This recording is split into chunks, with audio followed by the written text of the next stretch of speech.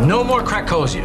So all the flights in and out of your country have been suspended indefinitely. So currently, you are a citizen of nowhere. I'm Victor. I come from Krakosia. Right now, I'm standing in the arrivals hall of New York's JFK airport, holding tightly onto a passport that's no longer valid. Around me, people rush by speaking English that I can barely follow. I feel like an island forgotten by the world, not knowing where to go. When Frank told me that my country had run into serious problems and that my passport couldn't be used anymore, that I couldn't enter the United States, no return home, my mind went completely blank.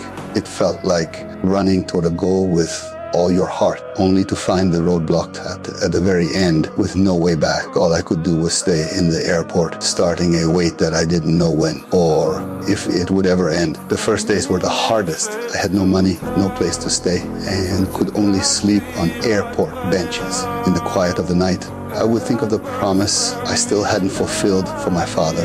To survive, I found a way to earn a little money. I realized that when shopping carts were returned to the right place, coins were released. So I began returning carts, earning small but valuable rewards. Life in the airport was filled with hardship and uncertainty, yet I also gained so much. I met kind people who offered me help and warmth. I knew that as long as I didn't give up, one day I would be able to fulfill my father's wish, and a brighter future was waiting ahead. When my friend told me I could finally go home, I thought hope had arrived. But the paperwork needed Frank's signature. When I went to him, his face was stern and his tone full of pressure. He warned me that if I insisted on entering the US, he would expose the private matters of my friends, the very people who had helped me when I was at my lowest. I couldn't let them suffer because of me. At that moment, it felt like ice water had been poured over me. Between my father's wish and my friends' safety, I chose to let go of entering America and prepare to board the plane back home. As I dragged my suitcase toward the gate, heavy with disappointment, a sudden commotion rose behind me.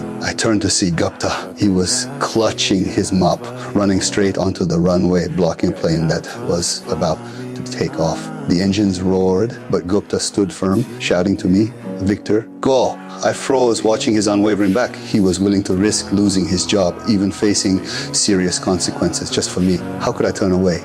In that instant, all my doubts and fears disappeared. I turned and walked toward New York City. As I stepped out of the airport doors and felt the snow brushing against my face, I saw my father smile in my heart.